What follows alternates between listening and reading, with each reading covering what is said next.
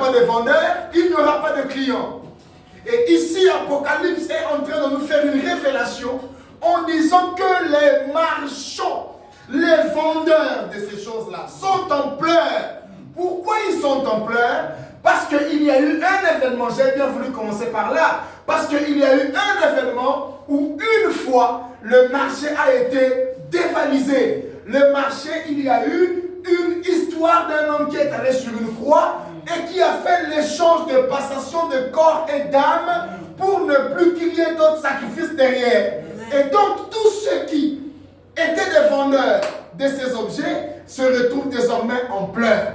Mais vous savez, ici dans les questions spirituelles, il est d'abord important de poser les fondements en comprenant comment les choses fonctionnent.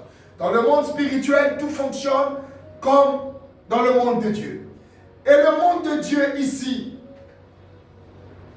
dont nous sommes en train de parler, vous allez vous rendre compte que je parlerai ce soir d'un nom qu'on n'utilise pas trop dans notre milieu. Bon, on l'utilise, mais on n'en parle pas trop. Et beaucoup de chrétiens ne connaissent pas l'importance de ces mots-là.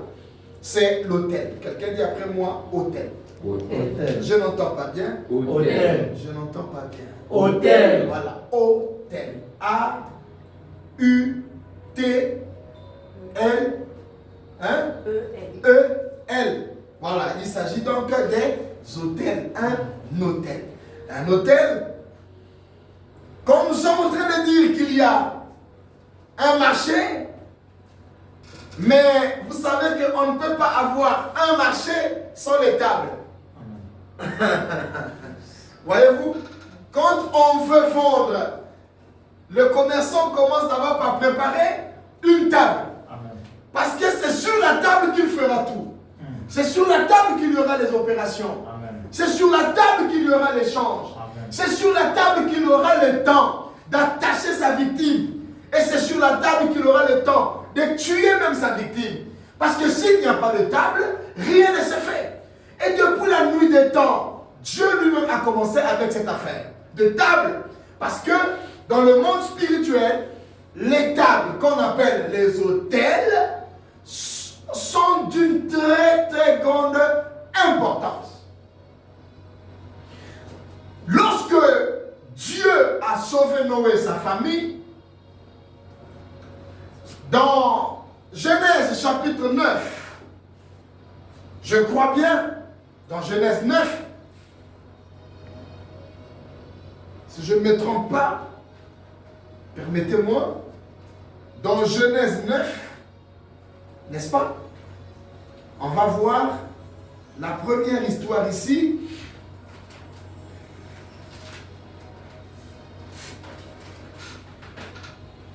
Dans Genèse 9,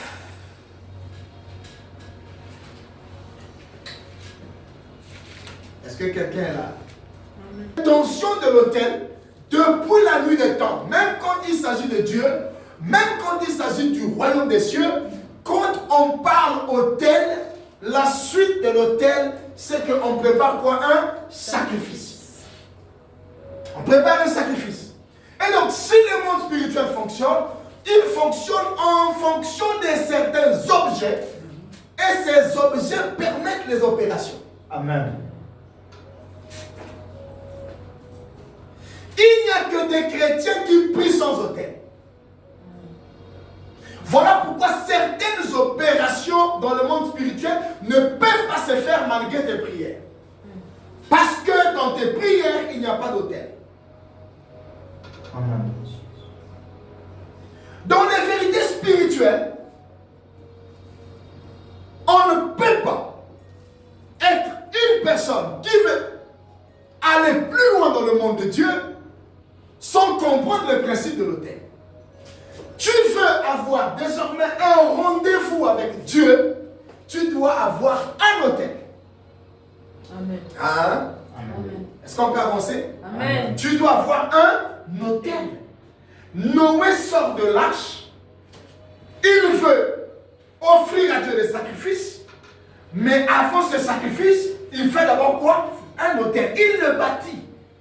Si tu prends le choix de bâtir, ça veut dire que tu es en train de créer un lieu de rendez-vous. Ça veut dire un lieu où de temps en temps, si tu as envie de faire cette chose, de faire le trafic, tu viendras à cet endroit-là. Voilà pourquoi on ne pose pas l'hôtel, mais on bâtit l'hôtel. Un endroit de rendez-vous, d'échange. C'est-à-dire, moi, désormais, j'ai envie de fonctionner, mais je fonctionnerai où? Il me faut un hôtel dans ma chambre, un hôtel dans mon salon, un hôtel dans mon bureau, un hôtel dans mes pensées, un hôtel. Il faut des hôtels. Et vous voyez, ce n'est pas fini là. Vous allez voir encore Abraham. Dans Genèse, je vais aller plus loin.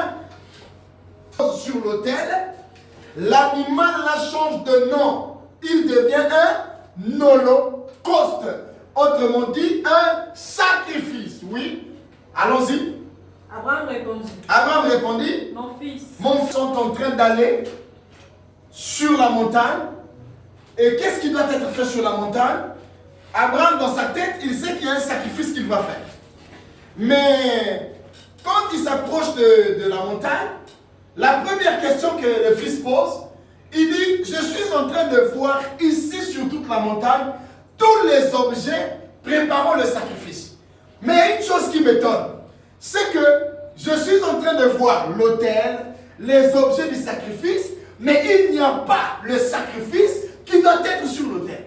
Parce que si on a bâti forcément l'autel, c'est qu'il faut qu'on cherche le sacrifice.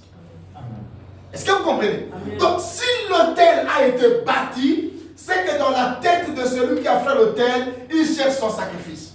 Voilà pourquoi c'est important pour nous de comprendre. Ici, il est question de Dieu. Un homme de Dieu, Abraham.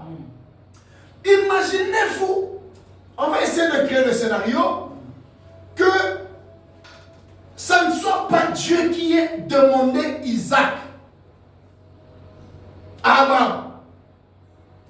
Et que Abraham se mettait à faire un autel et que prophétiquement Dieu ne pourvoyait pas à la place d'Isaac. Qu'est-ce qui allait arriver? C'est Isaac qui allait finir sur l'autel. Donc, en réalité, dans le monde spirituel, on fonctionne avec des autels. Voilà pourquoi il faut comprendre la place et l'importance de ces mystères longtemps cachés, qu'on n'enseigne pas dans les familles, qu'on ne nous explique pas exactement. On ne nous dit pas exactement pourquoi telle ou telle chose se répète.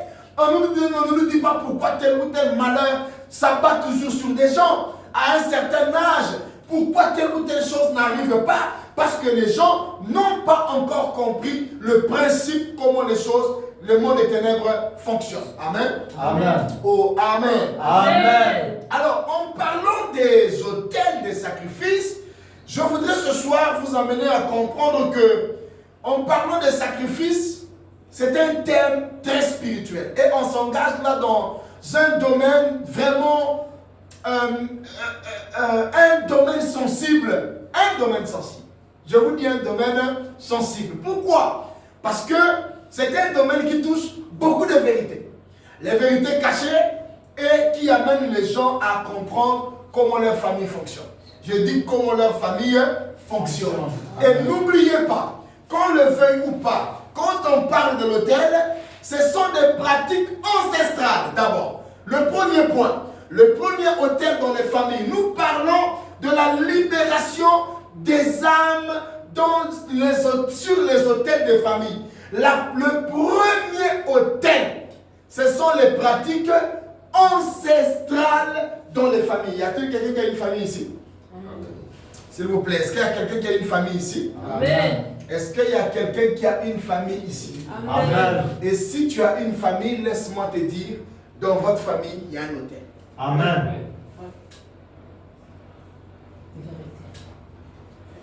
Personne ne me dira que dans sa famille, il n'a pas eu d'aïeux. D'ailleurs, pour comprendre qu'il s'agit de pratiques ancestrales dont nous sommes en train de parler d'abord, ouvrons Ézéchiel chapitre 18, le verset, on va prendre le verset 2 jusqu'au verset 4.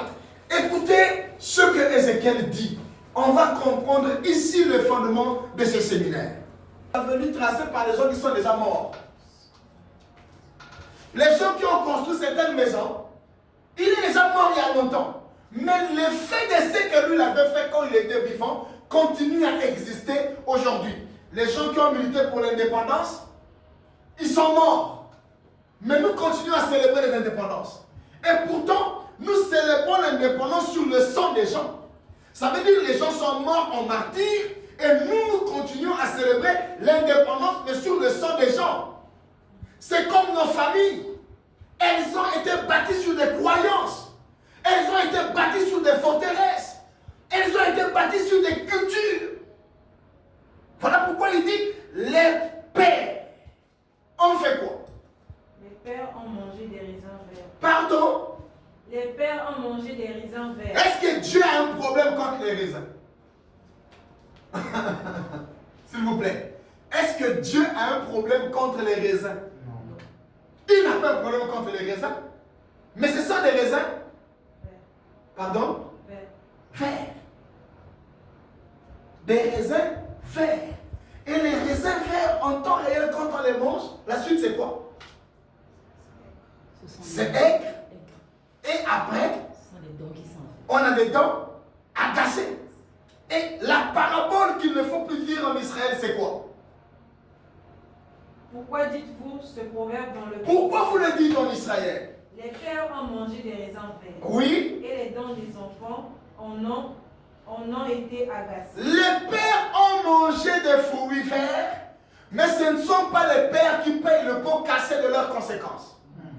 Ils ont posé des actes, mais il y a des gens qui viennent après, qui payent le prix, qui payent les conséquences, qui subissent des choses, qui subissent des événements, alors qu'à la base, même quand tu regardes ta vie et les prières que tu fais, s'il n'y a pas au préalable quelque chose qui te bloque derrière, c'est que le problème c'est toi-même. Mais en réalité, la manière que tu vis et les combats que tu mènes, tu comprends que tu es en train de te battre dans le compte de quelqu'un d'autre qui avait engagé la famille dans des combats. Amen. Et il y a des gens dans les familles dont la quête de leur réussite sont allés créer des hôtels. Mais quand on crée un hôtel, il faut l'alimenter. Amen. Ah oui. Il n'y a pas de sorcellerie sans sang. Il n'y a pas de sorcellerie où on dit, moi j'ai une sorcellerie pour vous protéger. Mais s'il vous protège, comment celui qui vous protège là est mourir pour continuer à être fort afin de vous protéger? Amen. On va vous dire, non, nous dans notre famille, c'est les léopards. Mais les léopards là n'attaquent pas. Tu penses qu'un animal qui vous protège, un père qui vous protège par sa sorcellerie, s'il n'est pas fort, s'il n'a pas mangé, quand l'adversaire viendra attaquer la famille, est-ce qu'il aura la force? Non. Alors les hôtels sont alimentés par le sang. Et le sang, Apocalypse le dit, il y a le commerce des âmes et des corps. Pour mettre, parce qu'une âme on ne la met jamais, parce que l'âme on ne la touche pas. Il faut qu'il y ait un corps. Voilà pourquoi il y a des provocateurs d'accidents. Voilà pourquoi vous allez voir, ils peuvent occasionner des accidents à un endroit parce qu'ils sont en train de réclamer. Les esprits sont en train de réclamer le sang. Mais le sang ne peut pas couler s'il n'y a pas un corps qui est touché. Amen. Voilà pourquoi, quand nous prions, nous devons prier pour que le Seigneur nous préserve, et physiquement, et spirituellement. Yes. Car il est écrit, il combat pour nous des combats visibles. Pourquoi d'abord visibles? Parce que c'est le visible qui permet qu'on t'attache. Amen. C'est le visible qui permet que l'autel ait un sens. Amen. C'est le visible qu'on attaque. Parce que lorsqu'on doit jeter une maladie en toi, on ne jette pas la maladie dans l'âme. Aucune âme ne tombe malade. Mais le corps tombera malade. Le corps aura le diabète. Le corps aura le sida. Le corps aura ces maladies. Or, et quand ils injectent la maladie dans le corps, c'est déjà un point de contact pour commencer à attaquer le processus du commerce. Amen. Voilà pourquoi il y a des maladies qu'il faut refuser. Amen. Je dis, il y a des maladies qu'il faut refuser. L'heure est arrivée où nous devons changer les données. On ne doit pas toujours continuer à croire que la médecine est toujours à des solutions pour nous. Parce que le monde des ténèbres travaille en fonction de ces choses. Ils veulent avoir le dessus sur nous. Amen. Pour que tu passes tout le temps à être esclave des médicaments dans le corps. Amen. Alors qu'en réalité, c'est ton corps qui est déjà touché par le monde des ténèbres. Amen. Comment se fait-il que tu vis, comme je disais à quelqu'un il y a quelques jours, comment tu vis? Et tous les médecins connaissent ton corps. Comment tu vis?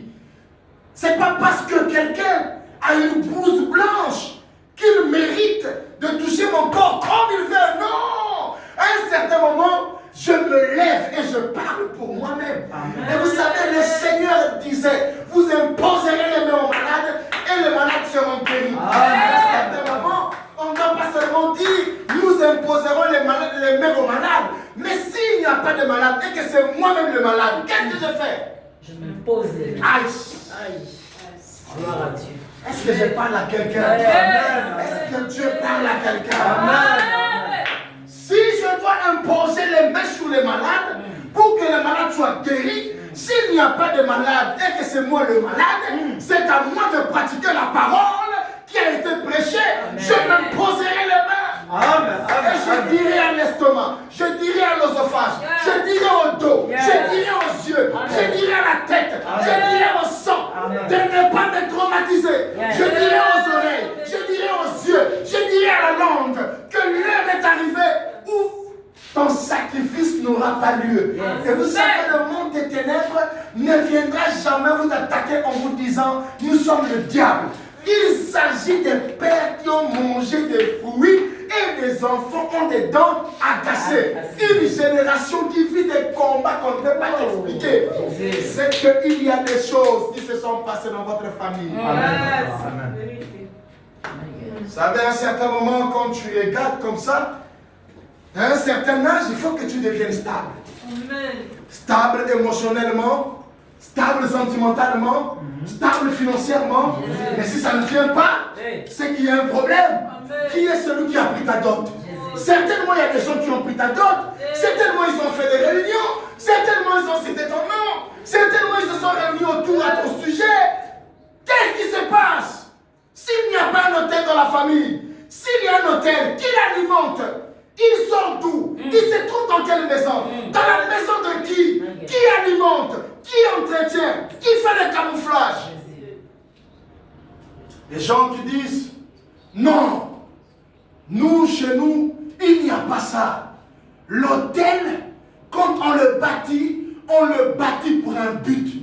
C'est pour qu'il y ait des victimes, qu'il y ait des captifs, qu'il y ait des sacrifices. Amen. Mais je peux te dire au nom suprême de Jésus, que même si dans votre famille, tu ne connais pas qui avait commencé à contracter ces alliances, et qui était le premier à aller prendre la première brique, qui a constitué la construction de l'hôtel, je maudis ces hôtels dans ta famille.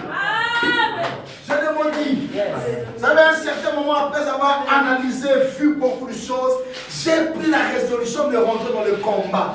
Parce que si on ne rentre pas dans le combat, nous risquerons de passer la vie avec toutes les intelligences et les beautés, mais mourir comme des ratés. Mais je sais que ce ne serait pas ton cas. Je dis, je sais que ce ne serait pas ton cas. Tu as trop de choses pour être bon. Tu as trop de qualités pour être épouse. Tu as trop de qualités pour être mère. Tu as trop de qualités pour être un époux.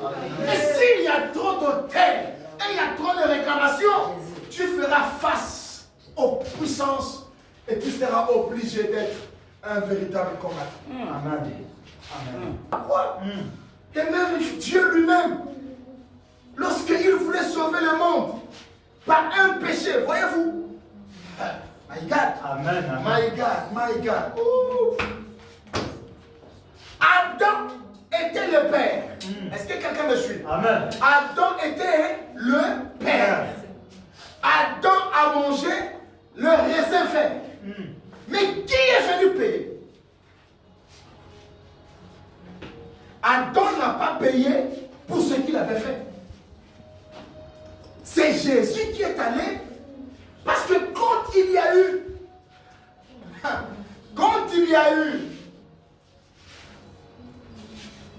mangement, quand il y a eu mangement, ça veut dire quand Adam a mangé les fruits, quand Quand Adam a eu des dents agacées, Dieu a préparé un autel. Mais un autel qui est toujours resté vide. Jusqu'à ce qu'un jour, on choisisse qui allait alimenter cet autel. Amen. Amen. Vous voyez, depuis Adam. Et toi, tu vas dire non, dans notre famille, nous on prie. Tu penses que c'est toi qui as commencé avec ta petite intercession de 2 minutes. Tu vas éliminer tous les combats de la famille. Alors que Adam a péché. Adam, c'est combien de siècles avant Jésus pour que Jésus vienne payer le prix du péché d'Adam. Amen. Il y a des forces qui travaillent dans les familles et qui sont résistantes. Amen. Les prédicateurs, certains vont vous dire il n'y a pas de combat. Ils vont vous dire Jésus a tout accompli. Ils vont vous dire il ne faut pas livrer le combat spirituel. Amen. Je leur dis ils doivent arrêter de prendre les chambres. Parce que dans un monde où les forces des ténèbres travaillent et œuvrent dans la vie des gens, vous ne pouvez pas dire aux gens qu'il n'y a pas de combat. Si toi tu n'as pas de combat, c'est bon, mais moi j'en ai. Amen. Amen. Et si j'ai un combat, je suis invité à livrer des batailles. Mais ces batailles, je ne les livrerai pas seul. Amen. Des hôtels dont les familles existent, mais il faut des sacrifices sur ces hôtels. Mais les sacrifices-là viennent avec des vendeurs. Et dans les familles, il y a des vendeurs, il y a des démarcheurs. Yes. Amen. Amen. Quelque chose à faire. Ce sont les démarcheurs. Envoyés par l'ennemi pour prendre des informations sur toi. Amen. Amen. Amen.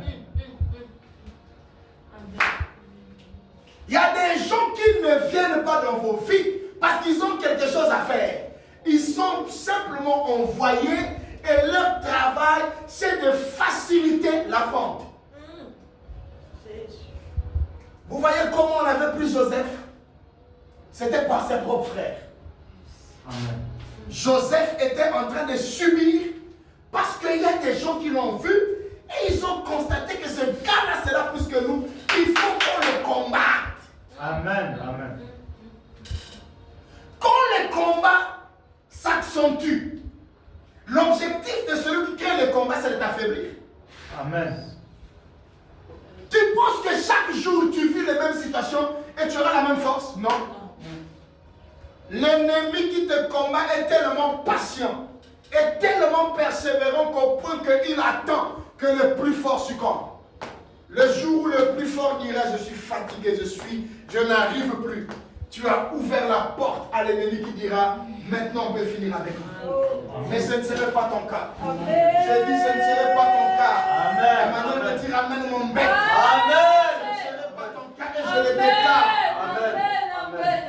Un enfant qui est né intelligent, il y a un démarcheur qui vient dans ta maison. Amen. Un démarcheur qui vient, qui commence à appeler ta petite fille, ton petit-fils, ma femme, mon mari. Il est en train de faire déjà entamer la procédure de vente.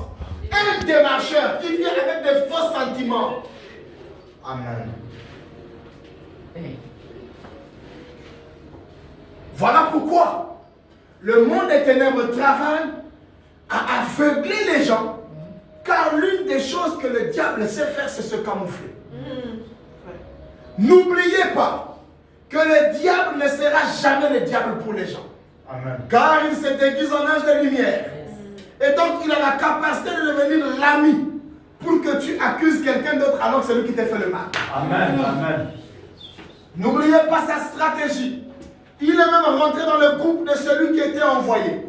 Dieu dans un corps humain, 100% Dieu. Jésus-Christ, 100% homme, 100% Dieu. Il connaît le passé, le présent et le futur. Mais le diable était dans son groupe. Parmi les 12, il y avait le diable dedans. Et le diable a marché avec lui. Le diable a mangé avec lui. Il lui a même confié la caisse de la mission. Donc le diable est capable de devenir ton ami pendant 20 ans. Jusqu'à ce qu'il arrive à comprendre qu'ici, il peut te livrer. Vous voyez que Judas pendant 3 ans a joué le rôle de comprendre comment fonctionne Jésus pour être le démarcheur. Amen. Amen. Il était le démarcheur. C'est lui qui est parti dire, le gars là, à telle heure il est à cet endroit, à telle heure il fait ceci, à telle heure il mange, à telle heure il est ceci. Et si vous voulez le prendre, comme il se met comme, il change de nature souvent, moi je le connais, je le maîtrise. Soyez derrière moi, donnez-moi l'argent. On a pris 30 pièces d'argent, on lui a remis. Et lui, en tant que démarcheur, il a dit, c'est pas un baiser, celui que je vais embrasser. Celui que je vais seulement embrasser, c'est lui que vous prendrez. Amen. Le monde éternel fonctionne avec des hôtels. Et s'il y a hôtel, ça veut dire qu'il y a marché. Et s'il y a marché, donc il y a des vendeurs. S'il y a vendeurs, il y a des marcheurs. Et s'il y a des marcheurs, peut-être que tu ne sens pas que la vente a commencé parce qu'il y a encore un démarcheur qui tourne autour de toi. Amen. Le démarcheur n'est pas un vendeur, mais c'est un facilitateur d'affaires. Et dans le monde spirituel, il y a des facilitateurs d'affaires. Oh. Amen, papa. Amen. Quelqu'un qui veut tout connaître de toi. Papa dit ça bien. Ah oui. Il veut tout connaître. Tout connaître de toi. Tout. Tu as dormi à quelle heure? Tu t'es réveillé à quelle heure? Amen. C'est pourquoi. Tu cherches quoi dans ma vie pour tout connaître? Tu es démarcheur? Je te démasque. Ah non, c'est-à-dire qu'à un certain moment dans la vie, il faut être un mystère. Amen. À un certain moment, si tu n'es plus un mystère, tu es vendable. Et même quand tu n'es pas vendable, on peut te forcer à être vendu. Nos aïeux n'étaient pas vendables. Mais ils ont eu des démarcheurs qui les ont vendus jusqu'à devenir des esclaves. Quand on te vend par force, ça veut dire qu'on te soumet à une dictature sans ta volonté, on te vend. Amen. Tu deviens esclave. Amen. Tu deviens captif. Parce que les captifs sont ceux qui sont indépendamment de leur volonté, qui se retrouvent dans des choses dans lesquelles l'ennemi leur impose un certain style de vie, mais qu'eux-mêmes n'aiment pas. Amen. Toi-même, tu n'aimes pas, mais tu es dans ça. Amen. Toi-même, tu n'aimes pas. C'est-à-dire que humainement, quand tu vois ça, tu détestes. Mais comme tu es pris par force, tu te retrouves. Voilà pourquoi on parle des captifs. Un captif, ce n'est pas quelqu'un qui a dit « prenez-moi ». Non, c'est quelqu'un qui fuyait même. Vous voyez le premier film de Kunta Kinte. Il fuit. Il est en train de fuir. On dit « tu t'appelles Toby ». Il dit « je m'appelle Kunta ». Non, tu t'appelles Toby. Je m'appelle Kunta. Non, tu t'appelles... Donc on te force même un nom. C'est comme ça que le monde des ténèbres, quand ils trouvent ta vie et qu'ils savent que tu es un meneur, ils vont mettre tout à ta disposition pour lutter contre toi jusqu'à ce que tu ne t'en sortes pas. Parce qu'ils savent que le jour où toi tu t'en sors, c'est des milliers qui vont s'en sortir. Amen. Et donc ils vont te poisser. Amen. Je vois les matchs de football et j'apprécie bien. Quand dans l'autre camp adverse, vous savez que vous avez un joueur comme Mbappé qui va jouer, qu'est-ce que le coach fait? Le coach prépare au moins 6 autres joueurs dans son camp qui vont dans le match, leur rôle sera de coincer le meilleur. Ça veut dire le meilleur de l'autre camp là. Vous, votre rôle, c'est de l'empêcher à ce qu'il bouge. Et vous allez voir un match, dans l'autre équipe, on n'a rien préparé contre le meilleur. Mais l'autre équipe s'est préparée non seulement pour marquer le but, mais pour empêcher le meilleur attaquant de se mouvoir. Amen. Oh non, mais comme Mbappé était dans le terrain, mais on ne l'a pas senti. Parce qu'on a déjà préparé des gens qui vont jouer des rôles pour le coincer. Amen. Et il y a des gens dans nos familles qu'on a déjà préparés pour ce rôle-là. Amen. Il y a déjà des gens. Il y a des gens. Amen. On ne reçoit pas tout le monde qui reçoit. Amen. Je vais dire, c'est mon neveu, c'est ma nièce. Il peut aussi être le commissionnaire. Bien. Amen. Ouais. Vérité. Tu peux aussi venir pour mon neveu, la petite paix que j'ai. Avance. J'ai déjà trop de problèmes et tu viens en ajouter. Tu es en mission. Vraiment. Et au nom des sentiments, je te laisse. Mais pendant que je te laisse, tu me ranges comme une termite Amen. sous le pied. Bien sûr. Tous les arbres ne tombent pas de la même façon. Amen. C'est la vérité. Hein? Quand on prend un cimoteur, une cimoteur, waouh, waouh, tout le quartier est informé que l'arbre là va tomber. Amen. Parce que la scie travaille. Mais on va prendre une hache, on coupe, tous ceux qui passent voient que l'arbre là bientôt va tomber. Et si le vent souffle, tout le monde sait qu'avec ce vent, l'arbre s'il tombait, il n'y a pas de souci. Mais il y a des arbres, vous avez l'impression que tout va bien. Parce qu'il n'y a ni bruit, il n'y a ni scie autour. Mais ce sont des termites qui attaquent les racines dans la terre. Ça veut dire que la terre est là, l'arbre est debout, mais il y a un travail de destruction qui se fait en bas. Amen. Amen. Amen. Le jour où l'arbre tombe, il n'y a pas de bruit. Il n'y a pas eu vent, il n'y a pas eu scie, il n'y a pas eu machette, rien. L'arbre est tombé. Mais l'arbre est tombé comment? Parce qu'on a commencé à l'attaquer depuis. Attention aux petites choses que tu négliges. On a commencé à attaquer la santé. C'était pas la santé, c'était le travail. C'est pas le travail, c'est le mariage. C'est pas le mariage. On est en train de t'attaquer sans te dire que tes hommes quoi ils sont karaté. Oh, Amen. Mais Amen. que Dieu te garde. Amen. Que Dieu te garde. Amen. Je dis qu'il te garde. Bah, tu vas vendre bien. Tu vas seulement voir comme ça, tout à coup, brusquement, subitement, soudain, tout s'arrête, tout s'écroule. Et du plus haut niveau où tu étais, tu dégringoles. Et pour ne plus jamais avoir la force de remonter. J'ai vu des gens, à l'occasion de rien, il est parti en Europe, 18 ans. Il dit, je vais aller maintenant pour les vacances. Il arrive pour les vacances, juste aller se laver à l'eau. Il va marcher sur une petite épine. Le pied va s'enfler. Après, il faut couper le pied pour ne plus jamais repartir et il va mourir au village. Des petites choses. La Bible dit, David est même en train de dire, Seigneur, si tu ne te lèves pas, ils s'assemblent tous les jours en mon nom. Psaume 91. J'aime ça. Il dit, ils s'assemblent, ils se rassemblent et ils citent mon nom.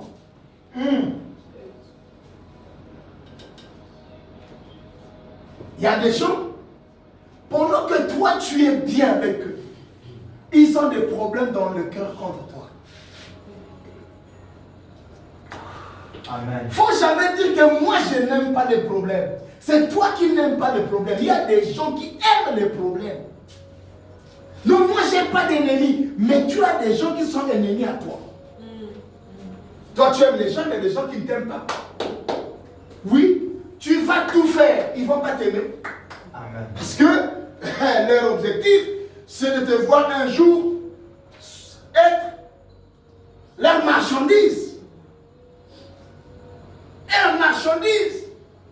Vous savez, quand l'ennemi rentre dans une famille, dans une vie, l'objectif c'est Jean 10, 10.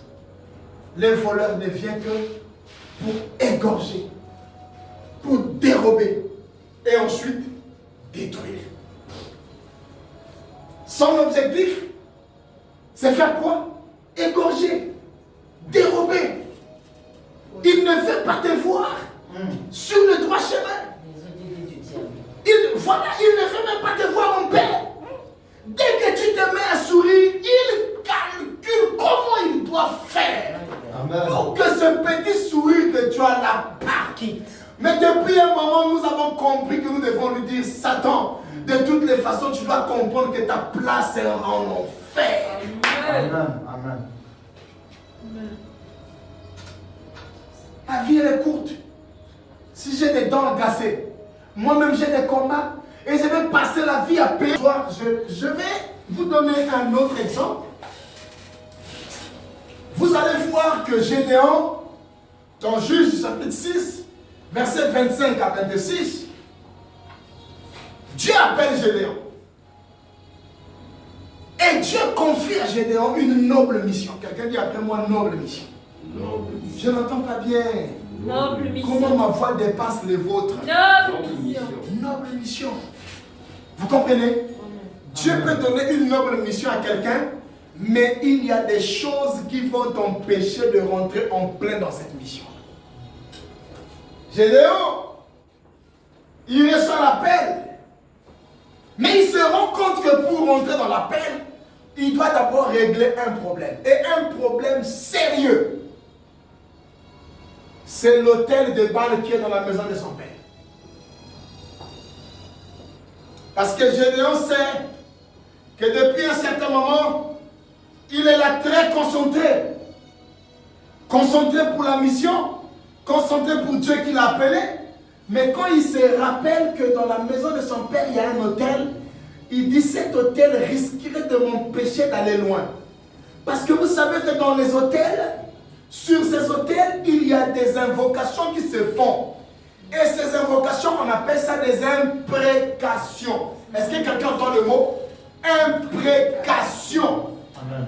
Impréquer signifie, quand je suis devant toi, tout va bien. Mais dès que je tourne le dos, je dis, tu vas voir. Voilà, c'est ça les imprécations. Ça veut dire que je suis en train de dire des choses à ton insu. Il y a des gens qui ont été maudits à leur insu. Il y a des malédictions qui sont arrivées à leur insu.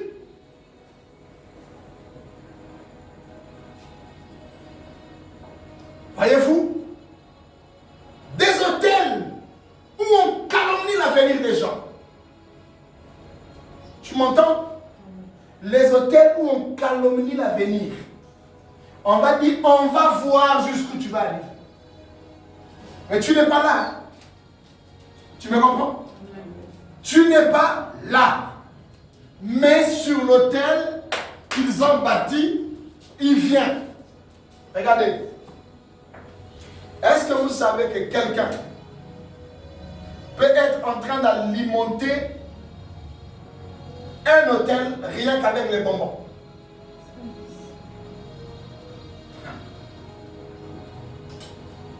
Écoute-moi bien. Quelqu'un peut être en train d'alimenter un hôtel avec les bonbons. Avant que l'évangile ne se répande, les gens ramassaient des trousses d'argent. Les gens ramassaient l'argent dans la rue. C'est vrai qu'un porte-monnaie pouvait tomber, mais pourquoi ça ne tombe plus? Parce que les gens étaient dans l'ignorance et les échanges se faisaient par ces moyens-là. Tu te réveilles un matin, tu trouves des pièces. Mais quelqu'un est en train d'alimenter les choses. Aujourd'hui, à Pointe-Noire, par exemple, les gens achètent la maladie à 25 francs. Je ne sais pas si à Brazzaville, il y en a. À 25 francs, j'ai envie que les pieds de Noé pourrissent. Moi, je vais avec 25 francs, je vais donner chez un féticheur au fond des tétés. Il touche ces 25-là et je viens jeter les 25 dans ta cour. Dès que tu prends ces 25 francs CFA-là, je te tue. Amen. Donc, aujourd'hui, pas des embrassements, il y a des échanges. Amen. Hein? Amen. Dans mon livre Stop Sorcellerie, oui, je parle de ça. Je parle des agents du diable multipliés. Ils n'ont plus moyen de chercher le sang. Et ils prennent la salive. C'est à partir de la salive seulement qu'il y a échange. Amen. Voilà. Oh non, moi j'embrasse, j'aime. Je t'aime, je t'aime. Hein? Ok. Mais je suis un envoyé. Je vais travailler avec ces éléments. Je vais travailler avec ce principe. Et donc, frères et sœurs, j'aimerais vous faire comprendre que les hôtels existent. Et sur ces hôtels, il y a des victimes. Sur ces hôtels, il y a des captifs. Des hommes et des femmes qui sont déjà pris par l'ennemi. Et l'ennemi travaille pour réussir avec ce qu'il sait faire ou avec ce qu'il fait. Amen. Amen. Oh, amen. Amen. Et donc pour ce soir, c'était l'introduction. Mais juste pour vous dire que le monde des ténèbres travaille. Et nous ne devrons pas être ignorants face à toutes ces attaques Et ce grand marché qui existe, pendant que les échanges se font, nous sommes dans les débats. Les gens sont même dans l'ignorance. On est en train de lui apporter une bonne nouvelle pour le détacher, pour l'arracher. Lui, il veut faire l'intellectualisme. Il veut faire les comportements. Mais tu veux faire les comportements face à quelque chose que tu ne maîtrises pas. Les hôtels. Les hôtels. Je vous parlerai ici des hôtels modernes. Parce qu'aujourd'hui, j'ai introduit en disant que ce sont les pratiques ancestrales. Mais dimanche, je parlerai des pratiques modernes qui sont devenues l'échange des anciennes pratiques parce que le diable a changé de forme. Si un diable ou un sorcier venait avec des habits sales, tu ne le recevras pas. Il faut que le sorcier vienne bien vêtu, bien parfumé en V8. Quand il vient, il est correct, il est normal. Il te fait comprendre que, voilà, tout ça, tout va bien. Donc un diable qui avait la queue hier, on ne le voit plus avec des cornes. Maintenant, il est bien parfumé. Et nous parlerons de tout ça. Alors, il faut que nous cessions d'être victimes sur ces hôtels-là. Nous avons la mission de libérer les âmes. Les âmes, mais comment on va libérer des hommes qui ne sont pas dans l'ignorance? On va clôturer avec Deutéronome chapitre 18. Allons-y. Parce que c'est un contact direct avec le monde de sorcellerie. Donc, c'est quoi ton signe? Ton signe, c'est quoi? Oh non, c'est quoi ton signe? Moi, je n'ai pas de signe. Moi, mon signe, c'est le sang de Jésus. Amen. Mon signe, je suis humain, enfant de Dieu. Non, scorpion. Il y a même des gens qui se définissent. Moi, je suis, donc par exemple, on dit de juin à tel mois, donc tu es Capricorne. Capricorne. Ou c'est pas Capricorne ou Capricorne? Capricorne. Capricorne. On dit tu es Capricorne. Après on dit les Capricornes, ils sont capricieux, ils sont colériques. Et toi tu te définis en fonction de ça. Donc une manipulation démoniaque pour définir les gens. Mais que tu en sortes. Amen. Et que ta famille en sorte. Amen. S'il y a même un livre dans ta maison dans lequel il y a des sortes d'astrologie, brûle ça ce soir. Amen. Rentre va brûler ça. Amen. Ne laisse pas ces choses. Amen. Amen. Ensuite quoi? L'augure. Augure. Vous savez, augure c'est quoi? Ce sont des gens qui pour recevoir des messages doivent avoir la paume de la main. Montre-moi ta main, montre-moi ta main. Alors après, il commence à lire. Non, je suis en train de voir. Tu es en train de voir quoi? Des augures. Ils ont besoin d'un point de contact pour fonctionner. Tu vois? Des augures. À l'époque, ces gens-là étaient dans les rues. Aujourd'hui, ils sont rentrés dans l'église. Avec le don de prophétie. Mais on va les démasquer. Voilà pourquoi moi j'ai envie de vous enseigner beaucoup. Pour que le jour où quelqu'un est dans le faux mais qui prophétise vrai, vous les démasquez. Amen. Voilà. Bien. Parce que quelqu'un peut être dans le faux et il prophétise vrai. Amen. C'est vrai. Maintenant, comment savoir que celui qui prophétise vrai là est dans le faux? Parce que si nous rentrons boulou, il faut prophétiser, tout va rentrer à l'église. Amen. L'apôtre Paul et Silas sont allés en prison, les versets que Noé a lus. Mais qu'est-ce qui les a menés en prison? C'est parce qu'ils sont venus dans une ville et ils ont trouvé une femme avec l'esprit d'augure, de divination, qui prophétisait correct. Elle ne tapait pas à côté. Mais quand Paul est arrivé, il a dit non, ça c'est... Vraiment, je connais la prophétie, mais ça, moi j'enseigne sur les dons spirituels, mais ça, c'est un python. Ça, c'est un python. Ça, c'est un python. Comment il a su? Parce que cette femme disait aux gens, ce sont des hommes de Dieu. Et elle demandait à ces personnes de les suivre. Il dit, ce sont des saints hommes de Dieu, mais alors suivez-les. Alors la mission de Paul n'était pas que les gens les suivent, mais qu'on suive le Christ. Yes.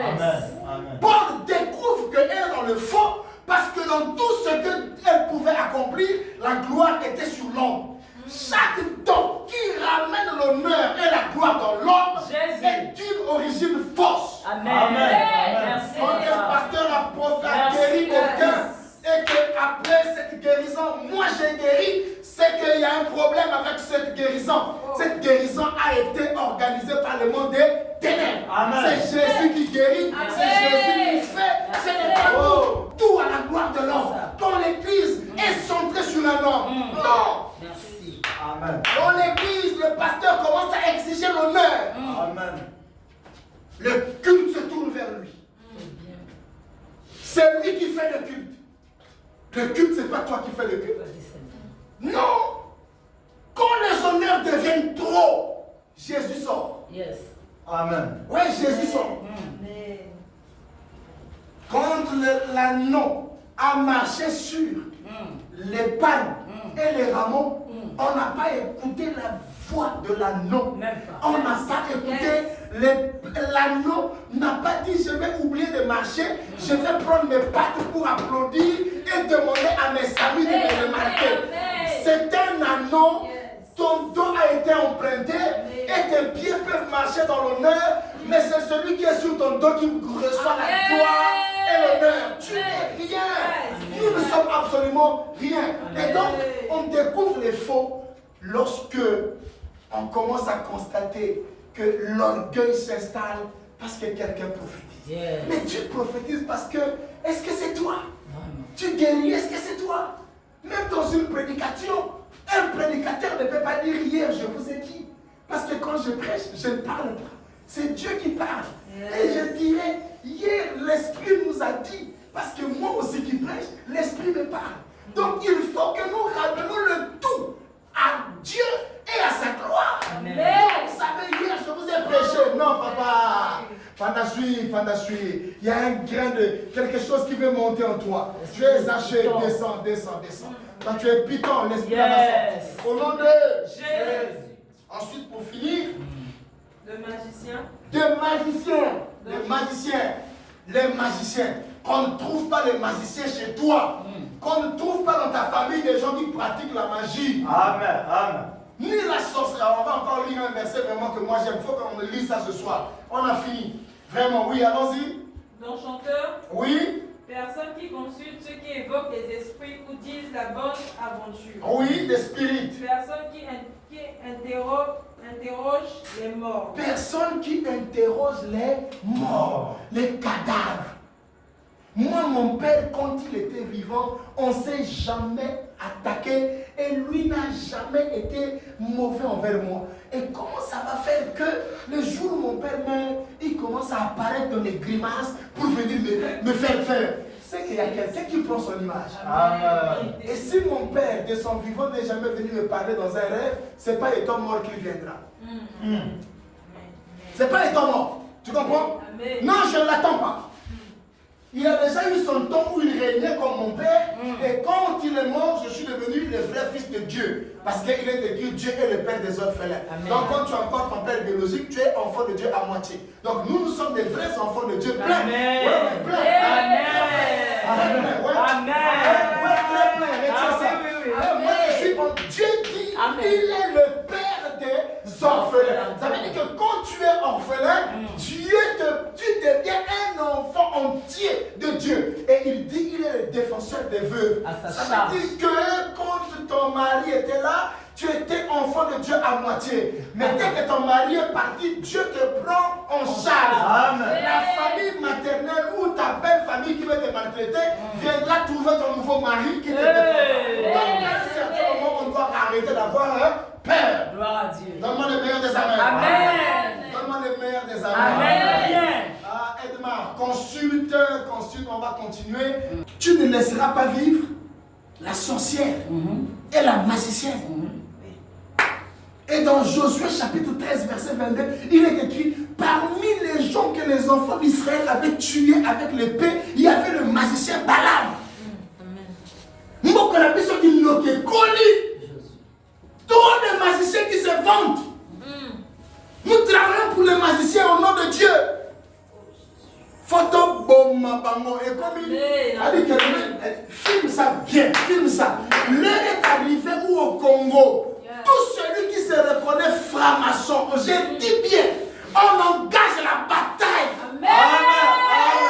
Donc, on va vous tuer. Amen.